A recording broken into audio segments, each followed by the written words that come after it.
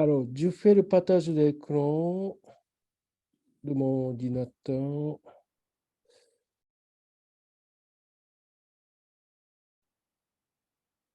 Et alors, base de médecine orientale. Que élève actuel, vous connaissez déjà, mais c'est toujours intéressant de revenir.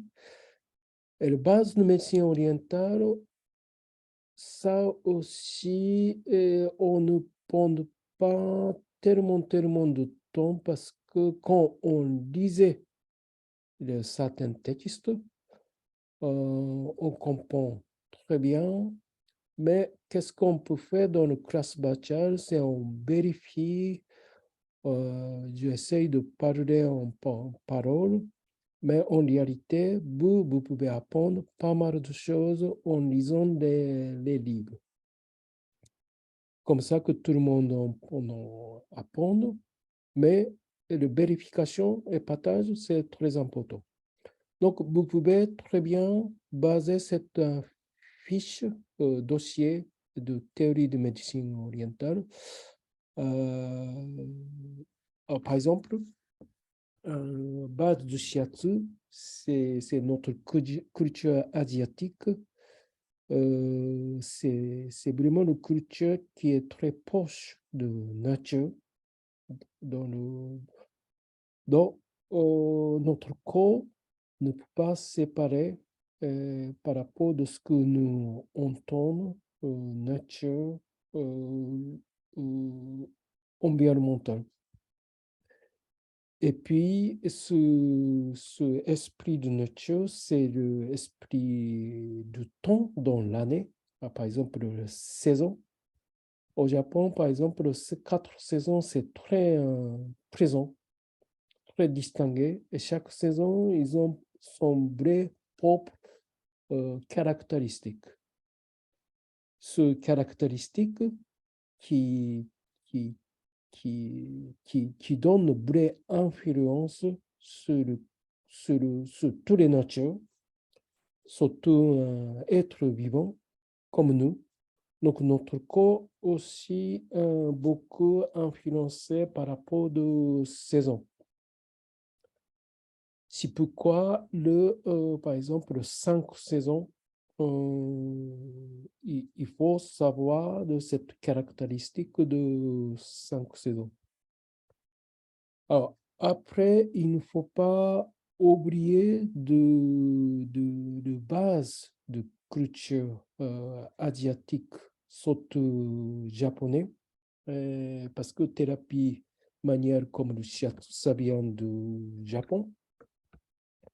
Mais, dans le pays Asie, au Japon, en Chine, tout est autour de Chine, c'est une énorme culture, beaucoup basée sur cette agriculture du riz. On fabrique énormément de riz qui a besoin beaucoup de travail en groupe. Quand on fait un sommet, on plantait riz dans la saison, il faut faire certaines saisons très précises. Et traditionnellement, pour s'aimer le riz par terre, ça fait avec le main. Donc, il faut mobiliser beaucoup de gens en même temps pour la saison, cette période très précise. Donc, c'est vraiment le travail d'équipe, travail de groupe qui, qui pondent voilà, pour ce genre d'agriculture intensive traditionnelle. Donc, ça développe aussi l'esprit de groupe pour aider entre eux. Donc, médecine, ce qu'on dit de médecine holistique, c'est vraiment occuper de notre corps entre la communauté et d'être harmonie. D'abord son propre corps intérieur et après son propre groupe intérieur et à la fin équilibré avec un environnement aussi. Donc, cet esprit de équilibrage, esprit holistique, qui est vraiment la base de cette thérapie manuelle. Alors, après qu'on apprend cette base origine de pensée culturelle philosophique, toujours, il faut comprendre tout premièrement, qu'est-ce que c'est l'énergie? Qu'est-ce que c'est le ki? Le ki, le mot K-I, c'est mot japonais, et Ku-I, le mot chinois, la prononciation chinois, parce que japonais et chinois, c'est pas pareil, qui signifie, par exemple, traduction français de tout est vapeur, ou flux, ou énergie, ou souffle, mais qui n'est jamais pareil que ce qu'on dit le ki au Japon, ki en Chine, parce que le ki en Asie, ça inclut tout. C'est plus global et on peut intervenir plusieurs détails avec un contexte. Par exemple, quand on dit le tenki, on prononce au Japon tenki, ça veut dire que le souffle de ciel. Quand on dit le souffle du ciel, c'est le temps, le climat. Ou bien, par exemple, quand quelqu'un qui a de maladie, ça veut dire que byoki, c'est le qui, qui a le malade. Donc, le ki, pour l'Asie, l'énergie, en traduction, qui circule partout dans le monde, même le ciel, même la terre, et qui circule librement et qui devient, par exemple, le matériel, mais qui peut devenir immatériel aussi. Donc, c'est vraiment le concept très vaste. Alors, au début, souvent, l'Occident n'arrive pas à comprendre parce qu'il n'y a pas le même, il n'y a pas dans le mot en Orient occidental, il n'y a pas le même bara qu'il y a en Asie. D'accord? Donc, je parle un peu comme ça globalement, mais ça va venir petit à petit quand on parle détail. Et comprendre le qui, ça prend le temps. Moi aussi, je suis en train de comprendre qu'est-ce que c'est le qui, parce que c'est vraiment le concept universel, concept différent, celle de ici et celle de la tête moderne. Alors, on va regarder, par exemple, un peu d'éléments, comment il parle de qui. Pour être humain, là, on est là, l'être humain. ici, pensée orientale, pensée asiatique, on peut dire plus précisément la médecine orientale, médecine traditionnelle chinoise. Ils ont le concept que les trois énergies, trois qui l'entrent, qui dans notre corps, qui existent dans notre corps. Donc, il y a deux énergies. Alors, une énergie qui vient de terre, qui rentre dans notre corps, le corps d'homme, et il y a l'énergie de ciel qui rentre dans notre corps. Énergie de terre qui est l'énergie de Yan qui rentre dans notre corps par la forme de toute alimentation.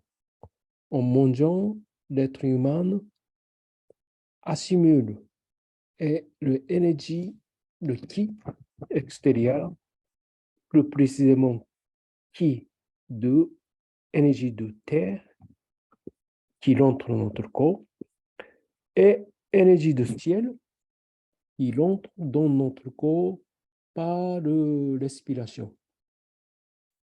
Donc, c'est pourquoi c'est évident de bien choisir et bien faire attention à tout ce qu'on mange, parce que c'est ça qui consiste ou pas.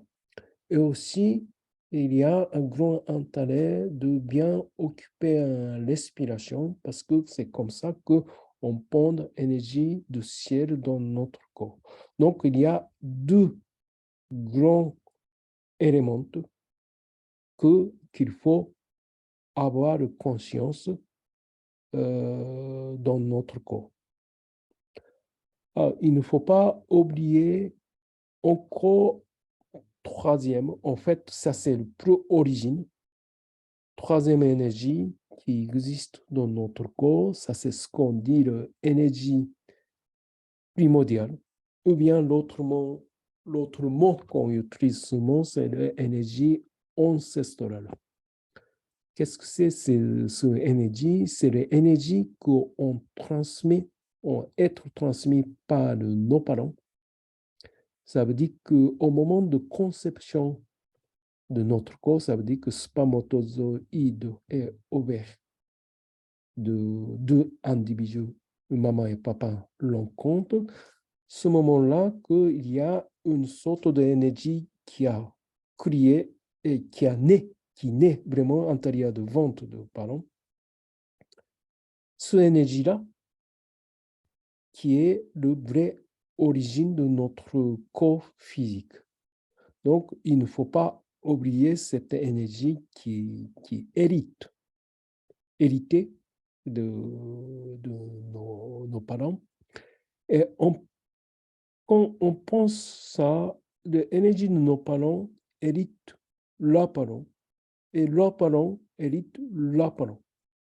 Donc, si on entre dans la réflexion, en réalité, là que nous, on a chacun individuel, ça peut aller très, très loin jusqu'à l'origine de naissance de cette énergie. Donc, ce vision-là, qui est aligné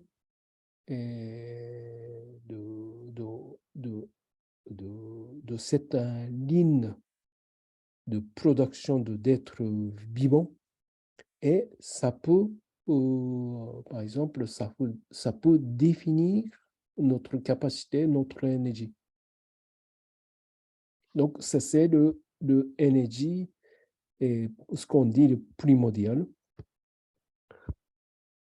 Alors, en gros, cette vision-là que médecine orientale qui est basée sur la base de compréhension de notre énergie. Et après, donc, par exemple, nous, on fait une recherche, comment ça se passe dans notre intérieur. comment ça se passe notre intérieur, parce que toutes les énergies qui rentrent dans notre corps, des fois ça bloque, des fois ça ne fonctionne pas telle quelque chose. C'est la réflexion sur le niveau de notre corps.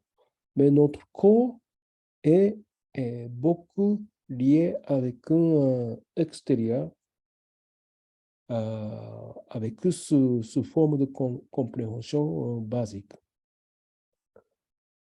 Après, base de médecine orientale, il ne faut pas oublier de comprendre cet dessin, ce qu'on dit yin et yang. Vous avez déjà sûrement vu cet dessin noir et blanc.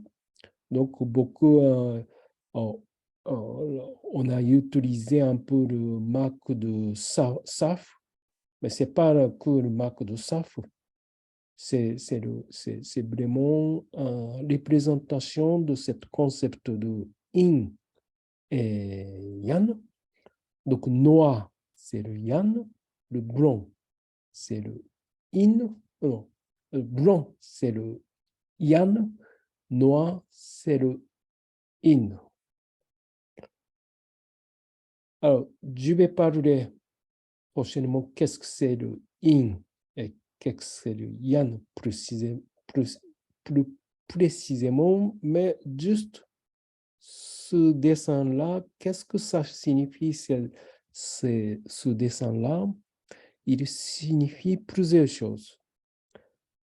Alors, première chose qu'il signifie, pour construire une sacre parfaite, ça veut dire que une entité d'énergie, il faut les deux. Donc, yang tout seul, blanc tout seul ne peut pas exister, ça n'existe pas. Noir tout seul, yin tout seul ne peut pas exister parce que ce n'est pas le concept. Yin et yang doivent exister toujours ensemble. Donc, on peut voir avec ce dessin qui est vraiment le croisé. Deuxième chose que ce dessin signifie, là, certaines parties est petit et après, ça agrandit. Donc, ça veut dire qu'il signifie le mouvement de chaque énergie. Donc, yin et yang ne jamais être stable, ils sont perpétuels en mouvement. Ils sont perpétuels en changement. Quand yang arrive à débuter, commencer, il commence à continuer à augmenter, augmenter, augmenter. Par exemple, on peut penser, par exemple, maintenant, l'énergie de printemps commence à débuter et tous les jours, il fait chaud petit à petit, petit à petit, petit à petit. Donc, c'est le signe de changement de saison qui est de plus en plus chaud. Et au bout de certain temps, on devient l'été et le chaleur commence à son maximum. Après l'énergie de yin commence à naître dans le maximum de chaleur. Et après l'été maximum, le début de l'automne arrive et le temps de roi commence à venir. Après, le roi commence à petit augmenter. Le hiver, il fait très froid au milieu de l'hiver. Et après le hiver, donc, ça répète. Donc, c'est un commencement petit à augmenter. Sa deuxième chose qu'il présente, c'est qu'ils sont toujours au contenu et bouger.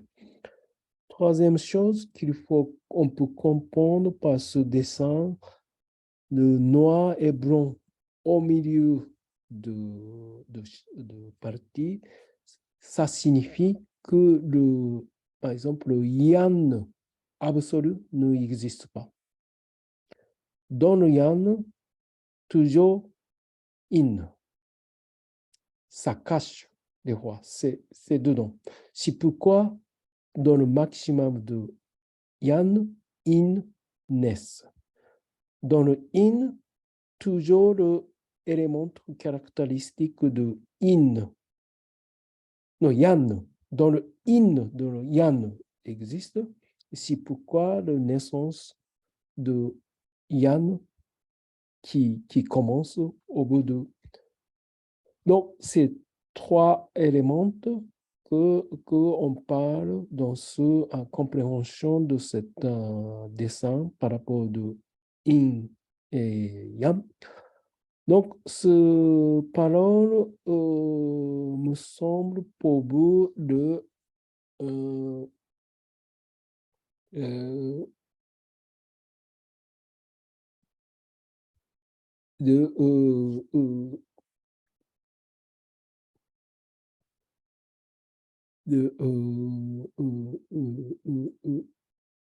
non, peut-être on est, c'est le base de médecine orientale et notre pratique est basée sur cette vision-là. Alors, qu'est-ce que c'est le yin et yang? Par exemple, on peut, par exemple, souvent penser, comparer ce dessin-là. Donc là, il y a la montagne, il y a le soleil dans la nature. Donc, soleil qui est éclairci d'un côté, donc souvent ce côté, c'est le yang, mais toujours d'un côté, le yin qui existe. Donc, yang, c'est quelque chose que plus visible, plus net, plus facile. Yang, c'est quelque chose, par exemple, le chaud, au chaud, par exemple, ciel, ciel, c'est le yang, mais la terre, c'est le yin, en bas. Par exemple, le jour, journée, il y a le soleil, c'est le yang, mais la nuit, c'est le yin. Dans ce contexte, par exemple, le lumière, c'est le yang, mais obscurité, c'est le yin. Chaleur, c'est le yang, mais le roi, c'est le yin. Donc, il y a un certain niveau de définition.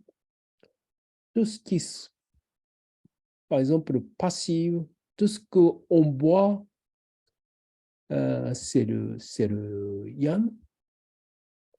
Et tout ce qui est, par exemple, sombre, tout ce qui est, par exemple, on ne boit pas trop, mais qui est caché derrière, c'est le yin. Par exemple, si on boit un arbre qui sort la terre et qui va aller vers le ciel. Un grand arbre. Donc, ça c'est le côté, on peut dire, yan, vers le ciel. Mais l'arbre qui va aller par terre, donc la Chine, dans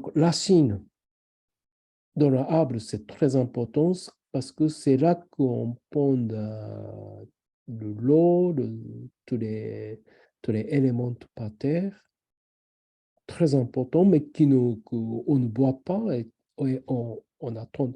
Ils sont cachés. C'est simplement le côté yin. Alors, par exemple, on peut prendre un seul de exemple, le lot. Si le lot qui chauffe, l'eau devient le vapeur et qui commence à monter vers le ciel comme le vapeur, c'est vraiment caractéristique de Yann. Mais le lot devient de plus en plus froid et ça devient glaçant et ça concentre. Donc, c'est le yin. Donc, on peut dire aussi tout ce qui est plus dur et concentré, c'est le yin, mais tout ce qui est le étalé et plus léger, on peut dire yang. Par exemple, tout ce qui est le moins immobile dans notre corps, c'est le yin, mais tout ce qui est plus mobile dans notre corps, c'est le yang par rapport de comparaison. Par exemple, qu'est-ce que ça peut être dans notre corps plus yin? Quelqu'un peut dire plus yin dans notre corps. Qu'est-ce que ça peut être?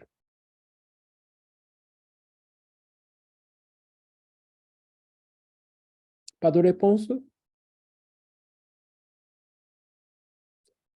Tout ce Que que- le cou, non. Pardon? Le thorax, peut-être, immobile. Non, alors, je dis, par exemple, le os. Ah, les os, oui. Je me fais avoir à chaque fois. On peut dire, par exemple, le os est moins immobile que le muscle, par exemple. Muscle, ça peut étaler, ça peut concentrer.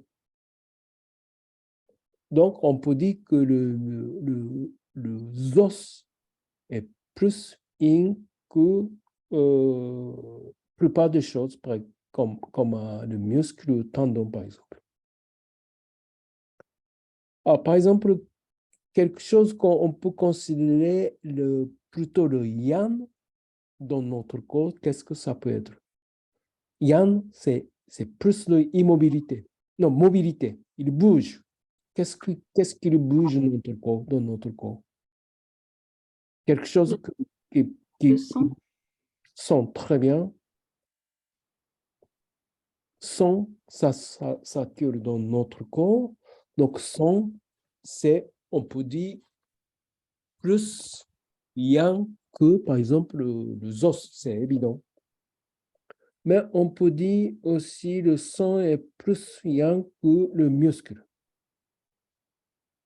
Le muscle est moins mobile que le sang. Tendon est moins mobile que le sang. Donc, tous les liquides, il y a beaucoup de liquides, y compris bien sûr le sang, euh, c'est grâce à cet état état, il peut saturer et c'est ça que nous, on a besoin. Donc, si on commence à analyser comme ça le yin et yang, mais c'est vraiment dans notre corps, il faut être harmonie. Si on peut commencer à laisser un côté plus important, c'est ça que c'est l'origine de déséquilibre. Alors, par exemple, on peut dire, par exemple, le son n'est pas unique côté de yin. Qu'est-ce que ça peut être plus yang que le son?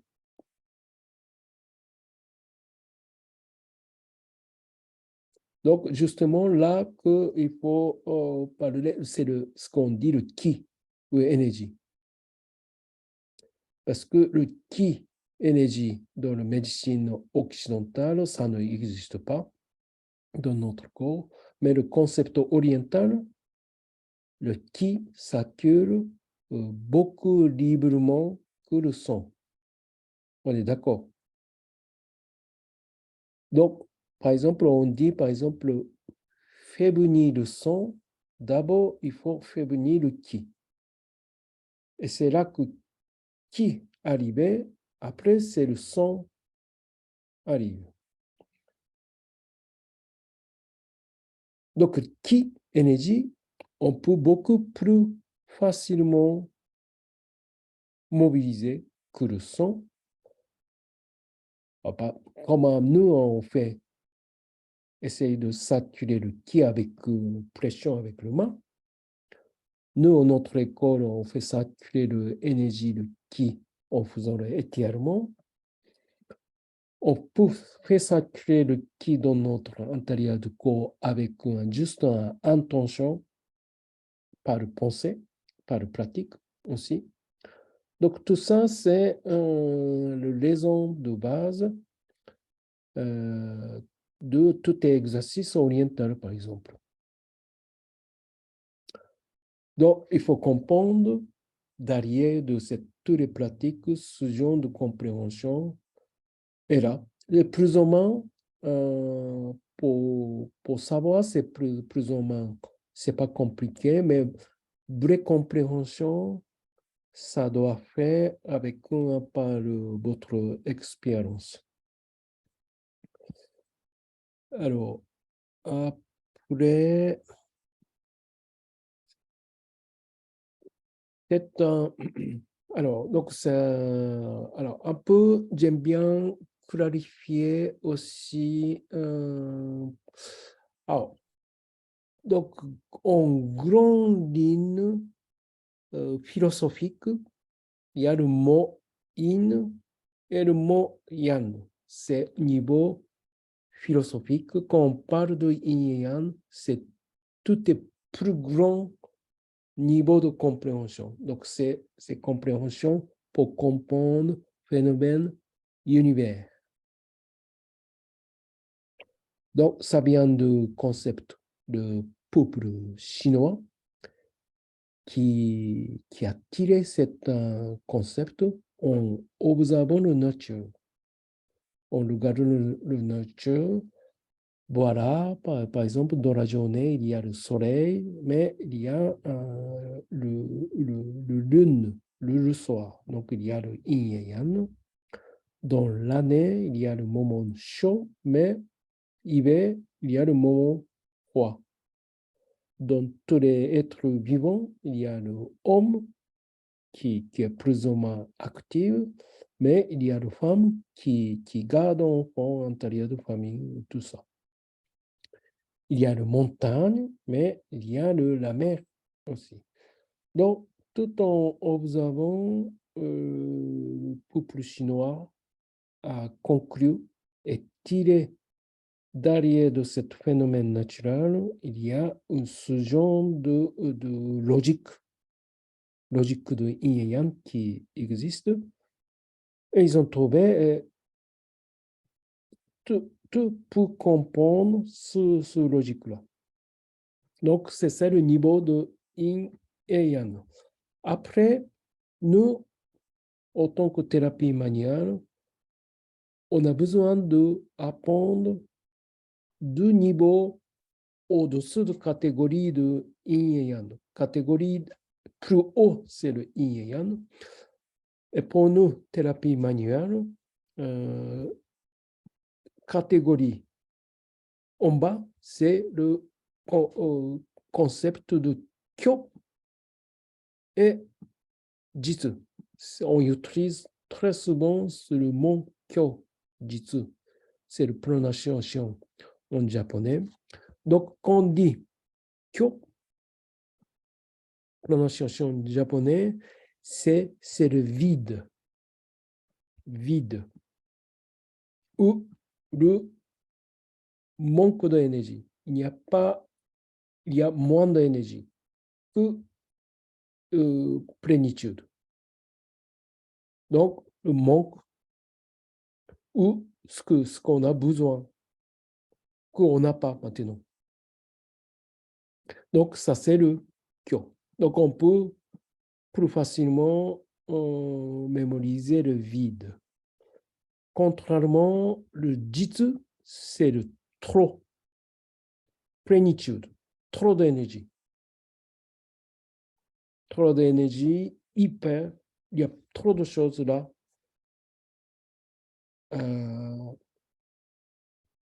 qui correspondent, par exemple, le yan.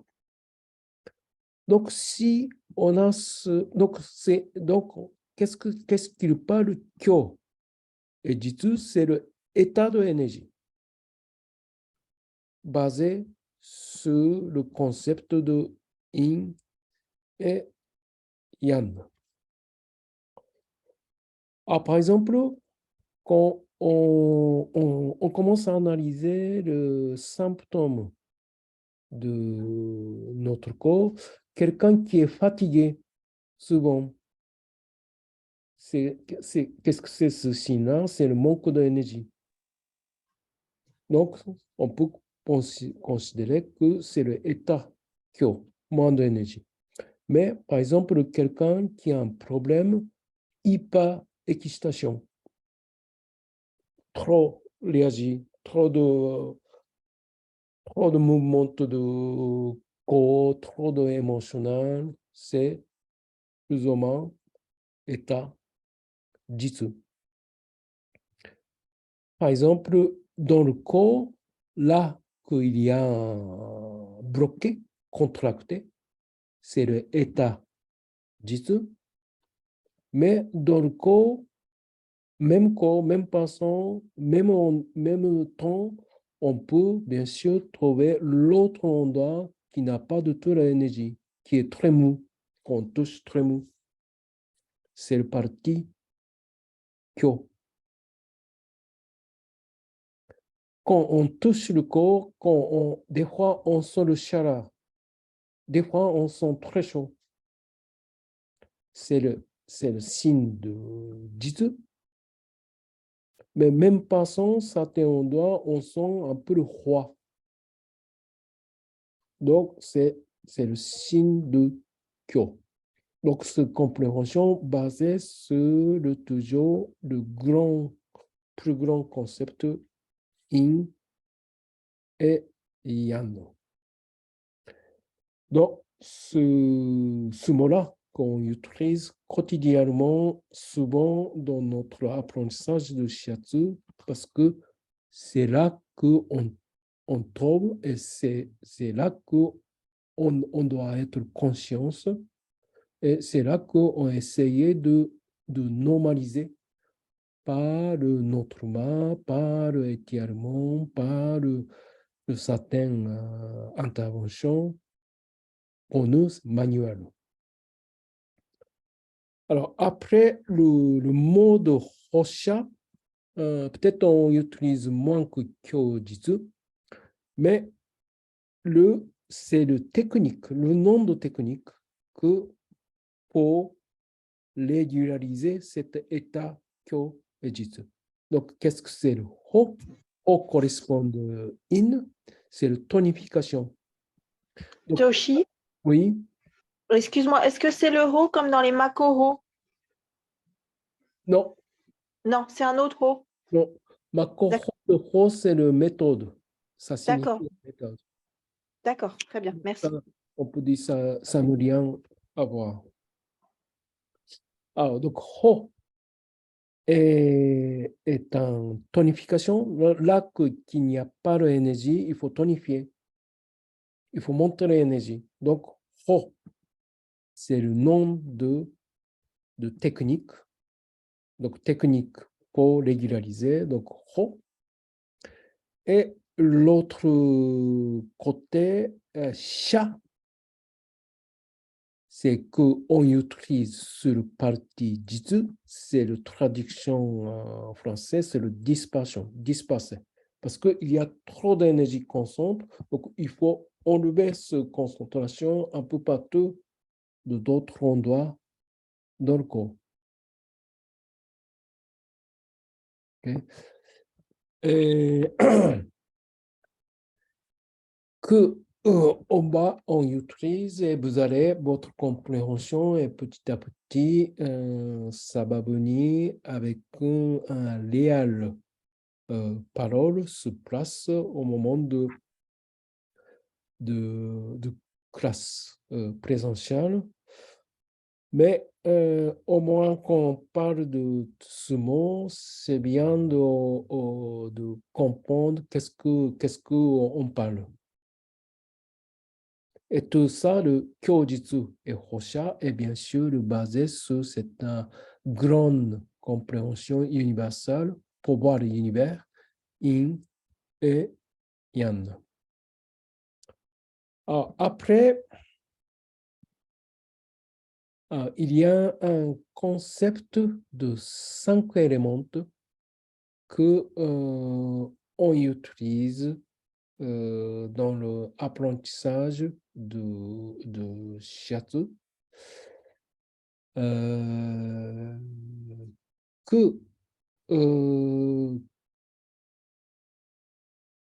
c'est le théorie de médecine orientale que tout le monde entier, tous les phénomènes du monde entier peut catégoriser et séparer avec cinq catégories différentes. Alors, 5 éléments, c'est en traduction française, mais le vrai sens de la médecine orientale, c'est plutôt le 5 mouvements différents.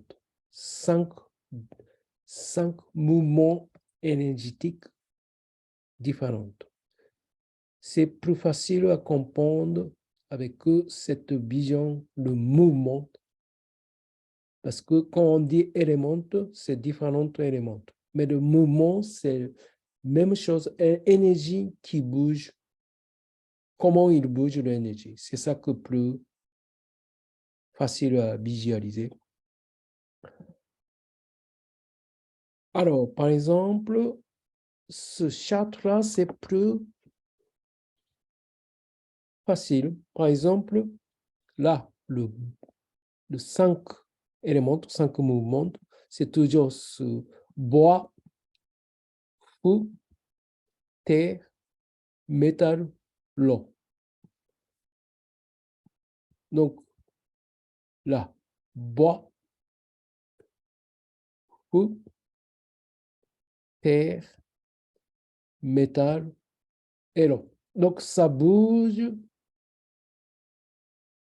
ce ordre-là.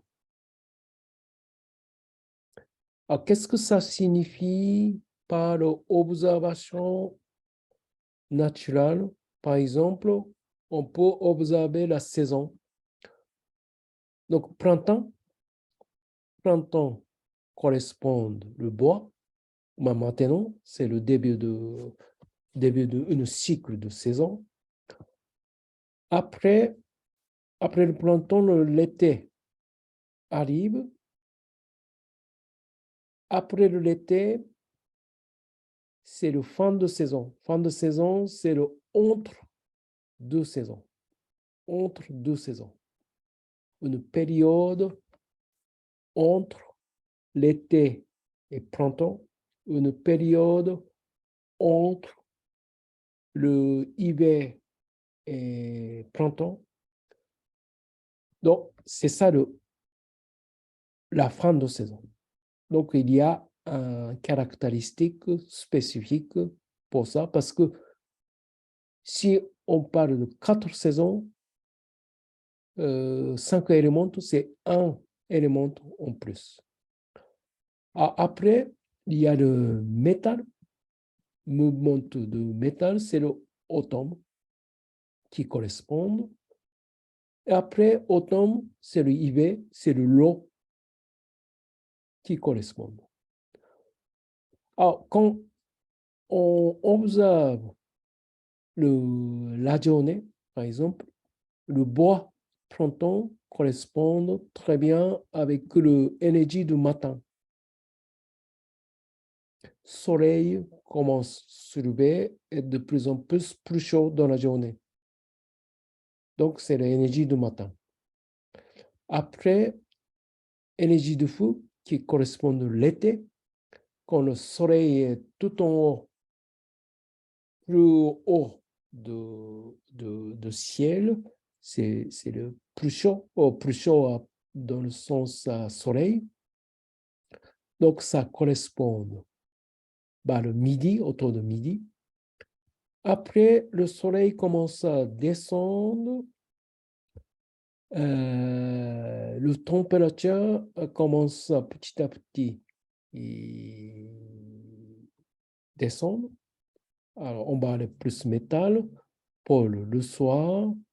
Après, le soleil couché, la nuit arrive, température est plus bas, c'est l'hiver.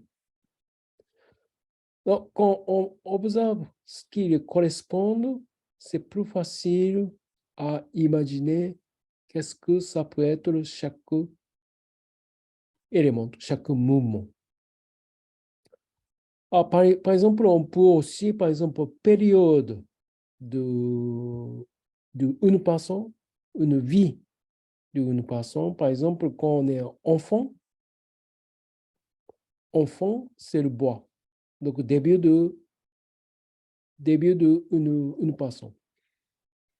Après, par exemple, le jeune adulte qui est très actif, qui voudrait tester, qui a beaucoup d'énergie, c'est correspond au fou. Après le thé, ça peut être un moment d'adulte, on prend activité. Après, une personne commence à ralentir son activité quand on est plus âgé. Donc, métal correspond très bien l'énergie de automne, de plus en plus moins chaud, de plus en plus d'êtres humains moins actifs.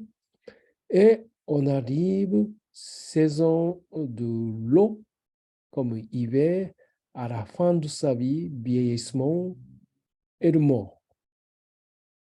Donc, un cycle une vie. Tous les êtres humains doivent passer ce cycle-là, qui correspond à 5 éléments. Donc, je ne rentre pas le détail de regarder tous les éléments, mais pour nous, c'est très intéressant. Pourquoi c'est intéressant? Parce que l'arc, chaque méridien qui correspond chaque mouvement. Ça veut dire que, par exemple, là, quand on commence à boire, on commence à boire comme la saison printemps, roi et justement baisse équilibrier. Donc, ce deux méridiens, roi, baisse équilibrier, a le caractéristique de élément de bois. Ça veut dire que caractère énergie qui est en train de monter, qui est en train de croître. Croître, on dit, croître. Et ce mouvement-là, par exemple, dans la partie de notre corps, ça correspond, par exemple, muscle et tendon. Contrairement, par exemple, os et moelle correspondent la saison de l'eau. Donc, cette théorie médecine traditionnelle chinoise a catégorisé tous les autres éléments divisés. Et grâce à cette charte-là, par exemple, quelqu'un qui a, par exemple, ce qu'on dit colorique, quelqu'un qui a, par exemple, sentiment, correspond aussi chaque saison. Quelqu'un qui a, par exemple, souvent trop rapidement être en colère, on peut, par exemple, considérer que l'élément de bois est trop d'énergie. Donc, par exemple, on peut descendre sur énergie en travaillant, par exemple, directement sur le roi ou en travaillant l'autre élément que on peut analyser avec ce château-là. Donc, peut-être, je ne n'entre pas aujourd'hui par rapport à l'analyse de 5 éléments. Peut-être c'est mieux de parler l'autre moment si tout le monde lisait texte de base de médecine orientale.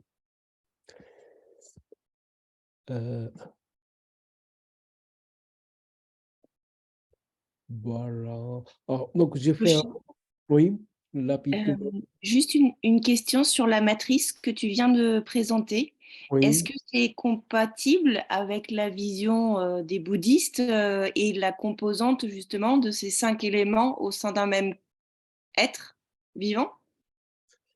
Alors, au bouddhisme, je pense que le bouddhisme ne parle pas directement dans son discipline, dans son transmission, mais comme un bouddhisme passé tous les pays asiatiques, par exemple, certaines choses mêlées un peu. Mais le bouddhisme lui-même, le vrai enseignement du bouddhisme, ça vient de Bouddha, qui est indien, qui est situé en Inde. Donc, Inde, c'est pas le 5 éléments. Inde, c'est le plus beaucoup d'éléments. Il y a trop d'éléments.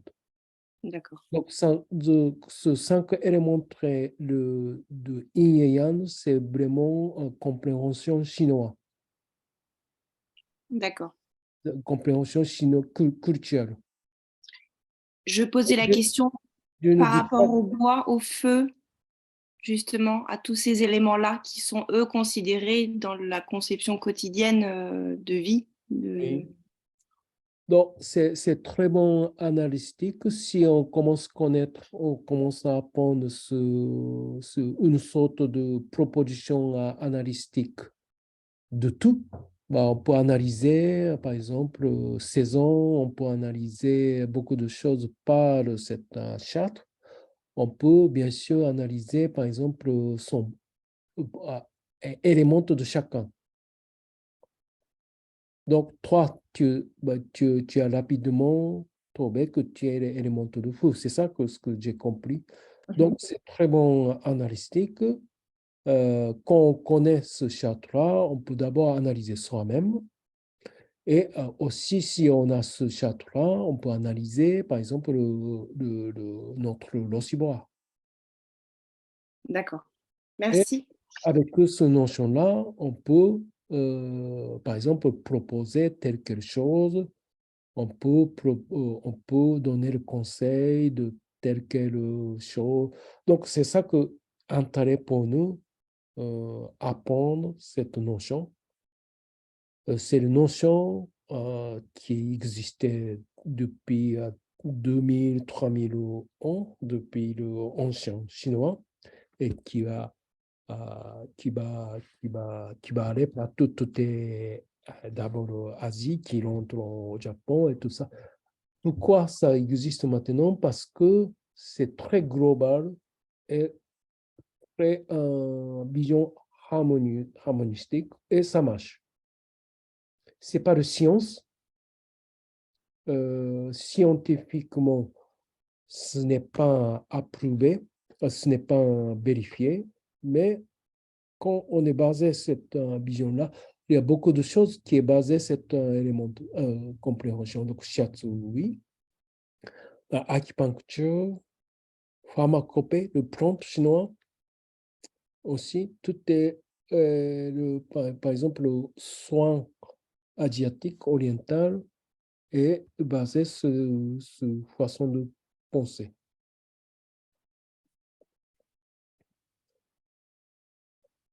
Est-ce qu'il y a de questions? pour certains, sa révision aussi et on le bien souvent, plus souvent, on parle aussi dans le corps, on le bien cette compréhension. Et je vous encourage de lire quotidiennement tous les textes que je vous propose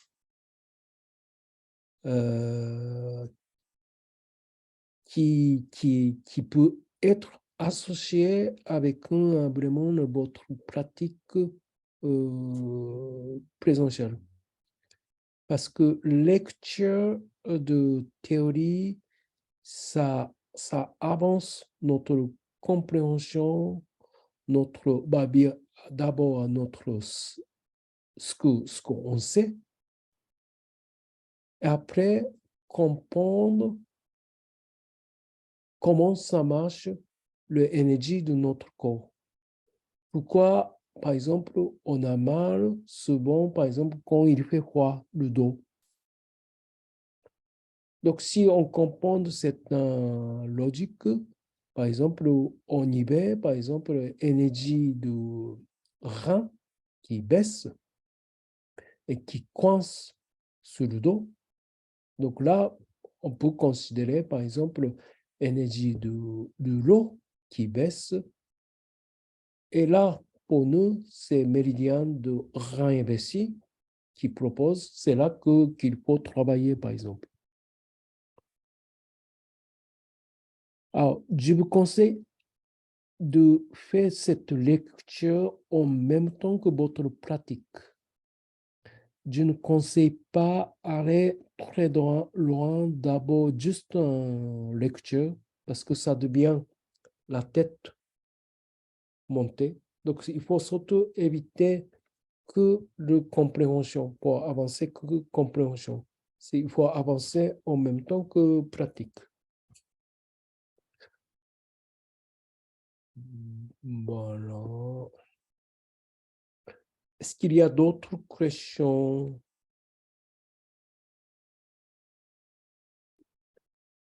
Très bien, de Gujumalet.